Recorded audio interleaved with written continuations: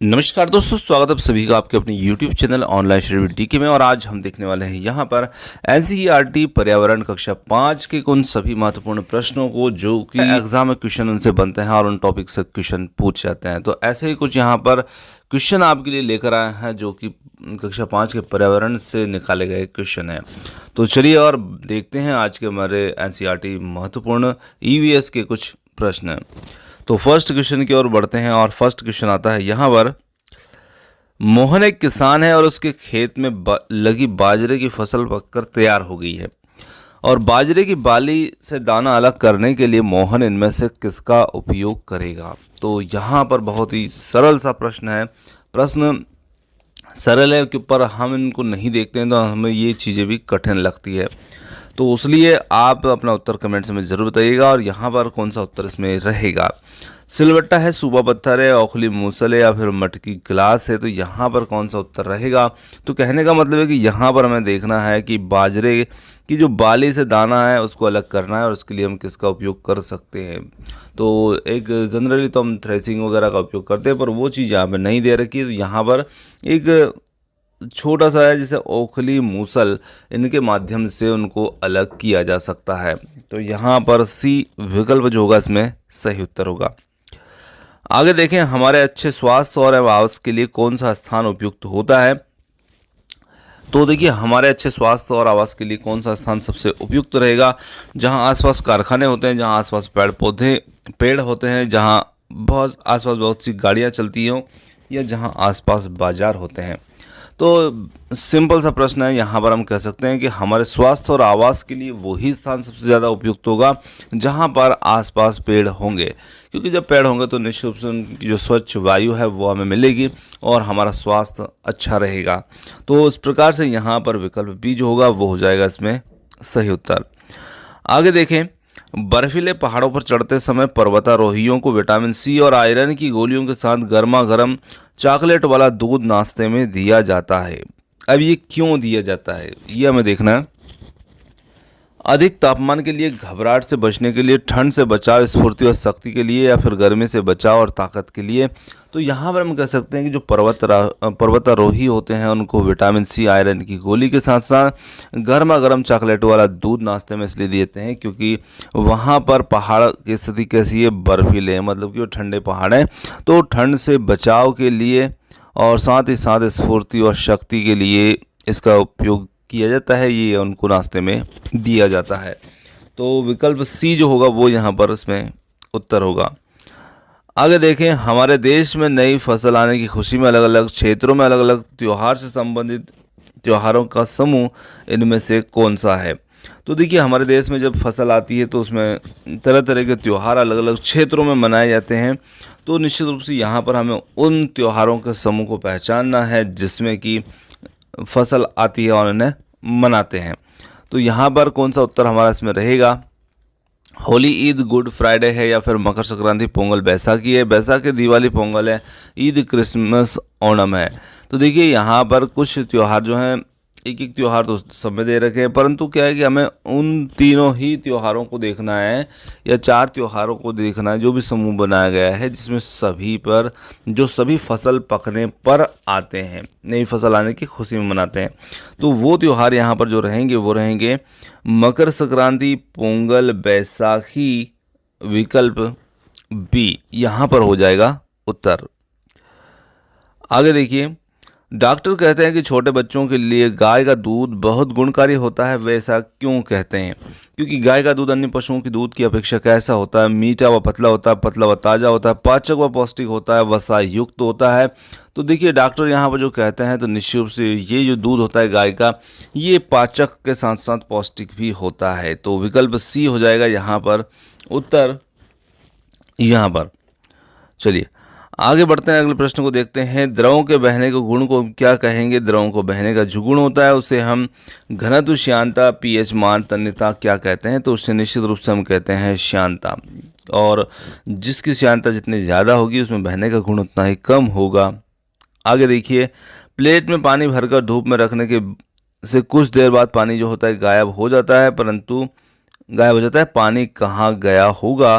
तो देखिए जब हम प्लेट में पानी भरते हैं तो क्या प्लेट का पानी सूख गया, पानी धूप से भाप बनकर उड़ गया होगा, पानी प्लेट में फैल गया होगा, या फिर पानी प्लेट में घुल गया होगा। तो यहाँ पर निश्चित रूप से बेसिक सा प्रश्न है कि जब हम प्लेट में पानी भर कर रखते हैं धूप में, तो पानी धूप में भाप बन करके उड़ गया होगा। तो यहाँ पर हो जाएगा बी विकल्प इसमें इसके लिए सही उत्तर। आगे देखिए, इनमें से कौन से पदार्थ को पानी में सुखाकर या उड़ाकर नहीं बनाया जा सकता है। देखिए कौन से पदार्थ के पानी को सुखाकर या उड़ाकर नहीं बनाया जा सकता। नमक, शक्कर, गुड़ या शहद। तो यहाँ पर उत्तर हो जाएगा शहद, और डी विकल्प होगा इसका उत्तर। एक गिलास पानी में साबुत नींबू को हम कैसे तैरा पाएंगे। जब हम पानी को गर्म करेंगे, पानी को ठंडा करेंगे, पानी में नमक डालेंगे, पानी में बर्फ़ डालेंगे। तो निश्चित रूप से जब हम एक नींबू उतार लेते हैं और नींबू को हम एक गिलास पानी में डालते हैं तो नींबू डूब जाता है, परंतु यदि हम उसी पानी में नमक डाल देते हैं तो नींबू उसमें तैरने लगता है। तो जब हम पानी में नमक डालते हैं तो निश्चित रूप से पानी का घनत्व जो होता है वो बढ़ जाता है, और उसी वजह से नींबू जो होता है वो तैरने लगता है। तो ये हो जाएगा हमारा इसमें उत्तर, यहाँ पर विकल्प नंबर सी। चलिए आगे देखें, अगला प्रश्न आता है यहाँ पर, एक वन्य जीव सोसाइटी की रिपोर्ट के अनुसार गिद्धों की संख्या में 1970 से 2020 तक 60% कमी आई है, और गिद्धों की संख्या में कमी आने का जो कारण है वो क्या होगा। तो देखिए यहाँ पर गिद्धों की कमी होने का कारण क्या है। कीटनाशकों का अधिक उपयोग होना, पेड़ पौधों का अधिक लगाना, जैविक खाद का अधिक उपयोग करना, या फिर गिद्धों का अन्य देश की ओर पलायन करना। तो यहाँ पर हम कह सकते हैं कि हमारी जो कृषि वगैरह है इनमें अधिक कीटनाशकों का उपयोग करना, इसकी वजह से यहाँ पर जो है गिद्धों की संख्या में कमी आई है।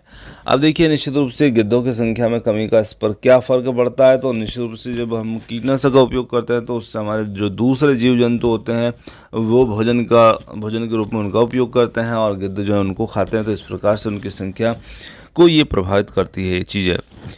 आगे देखिए, 2 बूंद जिंदगी की यह स्लोगन किस रोग के इलाज के लिए जाना जाता है। तो काफ़ी महत्वपूर्ण स्लोगन है, और अधिकतर आपने ये सुना ही है, चेचक, हैजा, पोलियो या फिर कोरोना। तो यहाँ पर उत्तर हो जाता है हमारा पोलियो। यह कानून बच्चों को छेड़खानी, दुराचार जैसे मामलों में सुरक्षा प्रदान करता है। तो ये कानून कौन सा है। यहाँ पर होगा बाल श्रम निषेध अधिनियम, बाल विवाह निषेध अधिनियम, या शिक्षा का अधिकार, या पॉक्सो अधिनियम। तो देखिए ये जो कानून है बच्चों को छेड़खानी, दुराचार जैसे मामलों में जब सुरक्षा प्रदान करता है तो ये अधिनियम होगा यहाँ पर पॉक्सो अधिनियम। विकल्प डी जो होगा वो इसमें यहाँ पर सही उत्तर होगा। आगे देखिए, आपके पड़ोसी ने आप अपने बूढ़े माँ बाप को घर से निकाल दिया है और उनकी संपत्ति पर कब्जा कर लिया है। तो आप उन बुजुर्ग दंपति की कैसे मदद करेंगे। आप उन्हें खाने पीने का सामान देंगे, आप उन्हें मानव अधिकार आयोग जाने की सलाह देंगे, या फिर आप उन्हें मानव अधिकार आयोग ले जाकर शिकायत दर्ज करेंगे। और डी है, आप उन्हें वृद्धाश्रम तक छोड़ आएंगे। तो निश्चित रूप से देखिए, जब हमारे पड़ोसी हैं और निश्चित रूप से उनको घर से निकाल दिया है, उनकी संपत्ति पर कब्जा कर लिया है, तो हम उनकी मदद इस प्रकार से कर सकते हैं कि हम उन्हें मानव अधिकार आयोग तक ले जाकर के शिकायत दर्ज करेंगे। विकल्प सी यहाँ पर हो जाएगा उत्तर। आगे है, अभिनव बगीचे में गया, उसने सूर्यमुखी के फूल पुष्प देखे, उनका मुख पश्चिम दिशा की ओर था। तो बताइए अभिनव किस समय बगीचे में गया होगा। तो निश्चित रूप से सूर्यमुखी के फूलों का मुंह जब पश्चिम की ओर था, मतलब कि वो पश्चिम दिशा की ओर उन्होंने मुंह किया था, तो सूर्य भी उसी दिशा में है। तो ये अभिनव जो है सुबह के समय, शाम के समय, दोपहर के समय या रात के समय, तो वो शाम के समय वहाँ पर गया होगा। तो निश्चित रूप से विकल्प बी जो हो जाएगा वो इसमें हो जाएगा उत्तर। चलिए आगे देखें अगले प्रश्न को। तो अगला प्रश्न आता है, जब हम पूड़ी को गर्म तेल की कढ़ाई में डालते हैं तो वो फूल जाती है। बताइए पूड़ी क्यों फूल जाती है। पूड़ी गर्म तेल भर जाने से फूल जाती है, पूड़ी में 2 परतों के बीच वाष्पीकरण होने से पूड़ी फूल जाती है, पूड़ी में हवा भर जाती है, पूड़ी में नमक मिला होने के कारण पूड़ी फूल जाती है। तो यहाँ पर हम कह सकते हैं कि निश्चित रूप से पूड़ी की 2 परतों के बीच में जो वाष्पीकरण होता है उसकी वजह से यहाँ पर पूरी जो है वो फूल जाती है। तो विकल्प बी होगा इसमें सही उत्तर। आगे देखिए, एक वन्य जीव ये क्वेश्चन हमारा हो चुका है, जिसमें हमने कीटनाशक के अधिक उपयोग की बात की थी। सोनू ने चींटियों की कतार में के बीच में पेंसिल रख करके उनका रास्ता रोका तो कुछ चींटियां अपनी कतार से अलग चलने लगी। अब क्योंकि अब देखिए, जब चींटी जो है अपनी कतार से अलग चलने लगी, यानी कि बाकी चींटियां कतार में एक के पीछे एक चलती रहती है, और पेंसिल रखने से कुछ चींटियां रास्ता भटक गई। ठीक है, तो वो आखिर ऐसा रास्ता क्यों भटक जाती है? तो वे रास्ता भटक जाती है, वे घबरा जाती है, उन्हें अपने साथी चींटियों की गंध नहीं आती, वे अपने साथी चींटियों को ढूंढती है। तो देखिए, जब वो पेंसिल रखने से उनकी जो गंध होती है साथी चींटी की, वो उन्हें नहीं आ पाती है, और उस वजह से वो अलग रास्ते पर चलने लग जाती है, यानी कि रास्ता भटक जाती है। तो यहाँ पर विकल्प सी जो होगा वो हो जाएगा इसमें सही उत्तर। आगे देखिए, कुछ पक्षी की दृष्टि इतनी तेज होती है कि वे हमसे 4 गुना अधिक दूरी की वस्तु को देख पाते हैं, और ऐसे कुछ पक्षियों का समूह कौन सा है? तो यहाँ पर हम कहते हैं कि ऐसा जो पक्षी होते हैं जिनकी दृष्टि हमारी दृष्टि से 4 गुना अधिक तेज होती है, तो वो यहाँ पर रहेंगे चील, बाज, गिद्ध। ये पक्षी का समूह जो है ऐसा समूह है जिनकी दृष्टि हमसे 4 गुना अधिक होती है। आगे देखिए, हमारे शरीर से उत्पन्न बिजली तरंगों के द्वारा खतरे की चेतावनी देकर अपने साथियों को कौन सा जीव सतर्क करता है? कुत्ता, मछली, बंदर, पक्षी। तो यहाँ पर हम कह सकते हैं कि हम अपने शरीर से उत्पन्न बिजली तरंगों के द्वारा जो जीव खतरे की चेतावनी देकर के अपने साथियों को जीवों को सतर्क करता है, वो जीव यहाँ पर होगा मछली। तो विकल्प बी जो होगा ये होगा इसमें सही उत्तर। रात के समय बाघ अपने शिकार की स्थिति का पता करने के लिए अपने शरीर के किस अंग की सहायता लेता है? तो यहाँ पर है कान, नाक, आंखें, मूंछ। तो यहाँ पर हो जाएगा उत्तर इसके लिए मूंछ। आगे देखिए, यदि कोई पदार्थ मीठा पदार्थ फर्श पर गिर जाता है तो कुछ ही समय में चींटियों का झुंड उस पर जमा हो जाता है। इससे चींटियों की किस विशेषताओं का पता चलता है? चींटियों को मीठा अधिक पसंद है, या फिर चींटियों की दृष्टि तेज होती है, चींटियों के सूंघने की क्षमता तीव्र होती है, चींटियों को भूख अधिक लगती है? तो यहाँ पर हम कह सकते हैं कि निश्चित रूप से चींटियाँ जो होती हैं उनके सूंघने की क्षमता बहुत तीव्र होती है, और विकल्प सी जो होगा वो इसमें सही उत्तर होगा। आगे बढ़ते हैं, निम्न में से कौन सा समूह खाद्य पदार्थ अधिक समय तक संरक्षित रहेगा? रोटी, ब्रेड, टोस्ट, आम, अचार, पना, या फिर उड़द, मूंग, पापड़, बड़ी, पना, छाछ, या फिर शरबत। तो यहाँ पर हम कह सकते हैं कि जो खाद्य पदार्थ लंबे समय तक संरक्षित रहेगा वो यहाँ पर रहेगा उड़द, मूंग, पापड़, बड़ी। चलिए आगे देखिए, बंद पैकेट में रखी वस्तु के बारे में आप कैसे जानेंगे कि वह उपयोग में लेने योग्य है या नहीं है? तो यहाँ पर हम कह सकते हैं कि बंद पैकेट में जो वस्तु रखी होगी तो उस पैकेट पर लिखी निर्माण तिथि और समाप्ति तिथि देख करके, पैकेट पर लिखा मूल्य देख करके, पैकेट पर लिखी सामग्री देख करके, या पैकेट को तोल करके। तो यहाँ पर उत्तर हो जाएगा हमारा विकल्प ए, पैकेट पर लिखी निर्माण तिथि एवं समाप्ति तिथि को देख करके। विकल्प ए यहाँ पर होगा सही उत्तर। आगे देखिए, रोशनी ने बहुत ही जतन से आम का अचार डाला। उसने आम के छोटे छोटे टुकड़ों को मसाला लगाकर बर्तन में रख दिया, लेकिन अचार खराब हो गया। क्योंकि अब अचार क्यों खराब हो गया? अचार में नमक की मात्रा अधिक थी, अचार गीले हाथ या चम्मच से निकाला गया था, बर्तन धातु से बना था, अचार का बर्तन प्लास्टिक का नहीं बना था। तो यहाँ पर हमारा जो सही उत्तर हो जाएगा वो हो जाएगा अचार गीले हाथ या चम्मच से निकाला गया था। विकल्प बी होगा इसमें सही उत्तर। चलिए, इनमें से कौन सा पौधा जल द्वारा अपने बीजों का प्रकीर्णन करता है?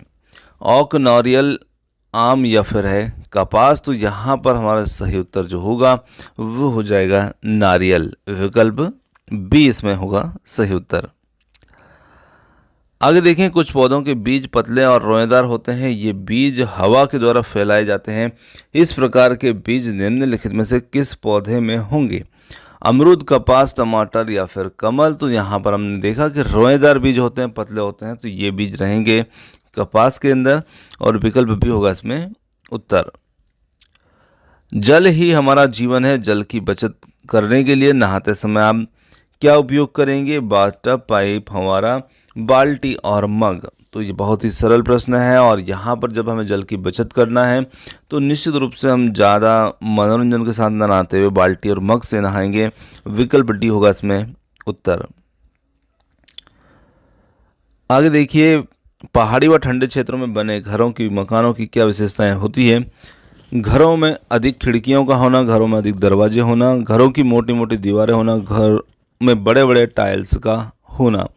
तो देखिए, पहाड़ी क्षेत्रों में बने हुए जो घर होते हैं, मकान होते हैं, उनकी जो विशेषताएं होती हैं, उन घरों की मोटी मोटी दीवारें होती हैं, क्योंकि वो पहाड़ी और ठंडे क्षेत्रों में बने हुए घर होते हैं, तो ये मोटी मोटी दीवारें उनकी देखने को मिलती है। विकल्प सी होगा इसमें उत्तर। आगे देखिए, पहाड़ी ठंडे क्षेत्र जैसे लेह लद्दाख आदि में पाए जाने वाले जानवरों के शरीर की बनावट इस प्रकार की होती है कि जिससे वे अत्यधिक ठंड में भी जीवित रह सकें। तो यहाँ पर उनकी जो बनावट होती है वो किस प्रकार की होती है। गर्दन का लंबा होना, पैरों का गद्देदार होना, शरीर पर घने व लंबे बाल होना, विशालकाय भारी शरीर होना। तो देखिए, जो पहाड़ी क्षेत्र में जैसे जंतु पाए जाते हैं तो निश्चित रूप से उनके शरीर पर घने व लंबे बाल होना जो कि उनको सुरक्षा प्रदान करता है वहाँ के वातावरण से। तो ये उनके अंदर एक प्रकार का एक अनुकूलन होता है। चलिए आगे देखें, ऊंचे पहाड़ों पर चढ़ते समय पर्वतारोही अपने साथ ऑक्सीजन सिलेंडर लेकर जाते हैं क्योंकि। अब देखिए, ऑक्सीजन सिलेंडर वो क्यों लेके जाते हैं। पहाड़ों पर खाना बनाने के लिए, पहाड़ों पर चढ़ते समय सांस लेने के लिए, पहाड़ों पर आग जलाने के लिए, फव्वारा गुब्बारों में हवा भरने के लिए। तो यहाँ पर हो जाएगा पहाड़ों पर चढ़ते समय सांस लेने के लिए, क्योंकि जब वो पहाड़ों पर चढ़ते हैं तो उनको ऑक्सीजन की कमी महसूस होती है और उसी वजह से वो सिलेंडर लेके जाते हैं। आगे बढ़ते हैं, एक पेड़ खास मौसम में अपने सभी पत्ते गिरा देते हैं जिसे हम पतझड़ भी कहते हैं, और पेड़ से पत्ते गिरने का कारण क्या होता है। पत्तों का वजन अधिक होने से गिर जाते हैं, पत्ते हवा के टकराने से वो टूटकर गिर जाते हैं, पेड़ गर्मियों में पानी से होने वाली क्षति को कम करने के लिए अपने पत्ते गिरा देते हैं, या फिर डी है, पक्षियों के कारण पेड़ से पत्ते गिर जाते हैं। तो यहाँ पर हो जाएगा, पेड़ गर्मियों में पानी की होने वाली जो क्षति होती है उसको कम करने के लिए अपने जो पत्ते होते हैं वो गिरा देते हैं। तो यहाँ पर हो जाएगा विकल्प सी इसमें सही उत्तर। आगे देखिए, अभिनव बगीचे में गया, उसने, ये हमारा क्वेश्चन जो है रिपीट हो गया।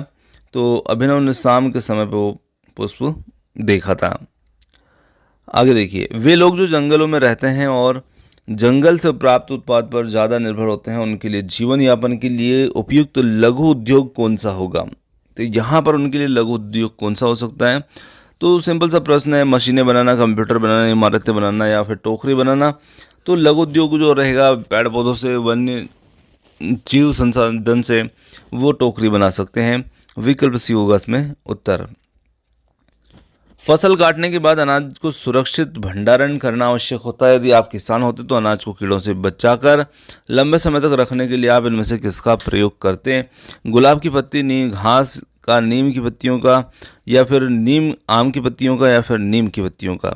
अब देखिए, नीम की पत्ती दो जगह दे रखी पर घास की भी दे दी उसके साथ में। तो यहाँ पर हमारा जो विकल्प डी होगा वही इसमें उत्तर बनेगा, सिर्फ नीम की पत्तियों का। तो विकल्प डी हो जाएगा इसमें उत्तर।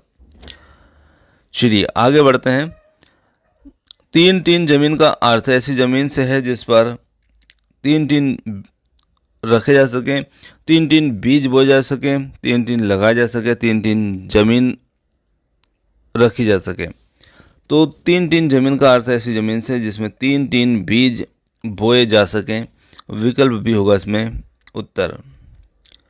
यदि सारे जंगल नष्ट हो जाए तो आपके विचार में पर्यावरण पर इस पर क्या प्रभाव पड़ेगा। पर्यावरण पर कोई प्रभाव नहीं पड़ेगा, पर्यावरण का संतुलन बिगड़ जाएगा, या फिर वायुमंडल में ऑक्सीजन की मात्रा बढ़ जाएगी, पर्यावरण अच्छा हो जाएगा। तो यहाँ पर हम कह सकते हैं निश्चित रूप से कि यदि सारे जंगल नष्ट हो जाएंगे तो हमारे पर्यावरण का संतुलन जो है वो बिगड़ जाएगा। विकल्प भी होगा इसमें उत्तर। आगे अगला प्रश्न आता है, सर्दियों के दिनों में सामान्यतः हम घरों में छिपकलियाँ दिखाई नहीं देती हैं। तो यहाँ पर उन्हें भोजन नहीं मिल पाता, वे थक कर बैठ जाती है, वे शीत निद्रा में चली जाती है, वे घर के बाहर घूमने निकल जाती है। तो सर्दी के दिनों में सामान्यतः हम घरों में छिपकलियाँ नहीं दिखाई देती है क्योंकि वे शीत निद्रा में चली जाती हैं। और विकल्प सी जो है वो हो जाएगा इसमें यहाँ पर इसके लिए सही उत्तर। आगे बढ़ते हैं और अगले प्रश्न को देखते हैं। अगला प्रश्न आता है, आपने देखा होगा कि हाथी के कान बहुत बड़े बड़े होते हैं। हाथी अपने कानों को बार बार हिलाता है, वह ऐसा क्यों करता होगा? तो ऐसा करके वो अपने विशालकाय शरीर की गर्मी को कानों के द्वारा बाहर निकालता है तथा शरीर का रक्त संचार भी नियंत्रण रखता है। ऐसा करके वो मक्खियाँ भगाता है, ऐसा करके वो छोटे छोटे जीवों को डराता है। कानों को बार बार हिलाना उसकी आदत होती है। तो देखिए हाथी जो है ऐसा करके वो अपने विशालकाय शरीर की गर्मी को कानों के द्वारा बाहर निकालता है तथा शरीर का रक्त संचार भी नियंत्रित करता है। तो विकल्प ए होगा इसमें यहाँ पर उत्तर। केचुए को किसान का परम मित्र कहा जाता है क्योंकि वह पक्षियों का भोजन है, वह मिट्टी की उर्वरता को बढ़ाता है, वो दूसरे कीड़ों को मिट्टी के अंदर दबा देता है, वो चुपचाप सोते हैं। तो यहाँ पर हम कह सकते हैं कि जो केचुआ होता है निश्चित रूप से किसान का मित्र होता है क्योंकि ये मिट्टी की उर्वरता को बढ़ाते हैं। विकल्प बी होगा इसमें यहाँ पर सही। राजू के खेत में सांप को देखकर वहीं खड़े लोगों से मारने का प्रयास करने लगे तो राजू ने सांप मारने से रोका, कहा कि सांप किसान का मित्र होता है क्योंकि अब सांप किसान का मित्र कैसे होगा? वो किसानों का मनोरंजन करता है, वो फसल को हानि पहुंचाने वाले चूहों को खाता है या फिर मिट्टी को उपजाऊ बनाता है, वह किसानों को नहीं काटता। तो यहाँ पर कह सकते हैं कि वो फसल को हानि पहुँचाने वाले जो चूहे होते हैं उनको खाता है। तो विकल्प बी होगा इसमें यहाँ पर उत्तर। चलिए अगला क्वेश्चन है, यदि किसी को सांप काट लेता है तो डॉक्टर के आने से पहले प्राथमिक उपचार के लिए आप क्या करेंगे? तांत्रिक के पास ले जाएंगे, डॉक्टर का इलाज करेंगे, काटने वाली जगह ऊपर नीचे कपड़े से कसकर बांध देंगे या काटने की जगह पर कोई दवाई लगा देंगे? तो निश्चित रूप से काटने वाली जगह के ऊपर नीचे हम कसकर कपड़े से बांध देंगे क्योंकि जब हम डॉक्टर तक अभी पहुँचे नहीं हैं, ठीक है ना, डॉक्टर के ऊपर पहुँचने पर हम डॉक्टर के ऊपर इलाज करवाएंगे, पर प्राथमिक उपचार के रूप में हम क्या कर सकते हैं? चलिए, मोना जैम लगी ब्रेड को डिब्बे से बाहर निकालना भूल गई। एक सप्ताह के बाद उसने जब डिब्बा खोला तो देखा ब्रेड सूख गई थी, ब्रेड पर शैवाल लग गई थी, ब्रेड पर बैक्टीरिया लगे हुए थे, ब्रेड पर फफूंद लग गई थी। तो निश्चित रूप से एक सप्ताह के ऊपर जैसे जैम लगी हुई ब्रेड थी तो उस पर एक सप्ताह में फफूंद लग जाएगी और विकल्प डी हो जाएगा इसके लिए सही उत्तर। तो दोस्तों यहाँ पर आज के हमारे पर्यावरण से संबंधित जो प्रश्न थे ये समाप्त होते हैं। क्वेश्चन आपको कैसे लगे कमेंट करके जरूर बताइएगा। वीडियो पसंद आया तो वीडियो को लाइक शेयर, चैनल को सब्सक्राइब करना मत भूलिएगा। आपने जो समय दिया उसके लिए बहुत बहुत धन्यवाद। Thanks for watching. मिलते हैं जल्दी ही एक और नए किसी वीडियो के साथ। धन्यवाद।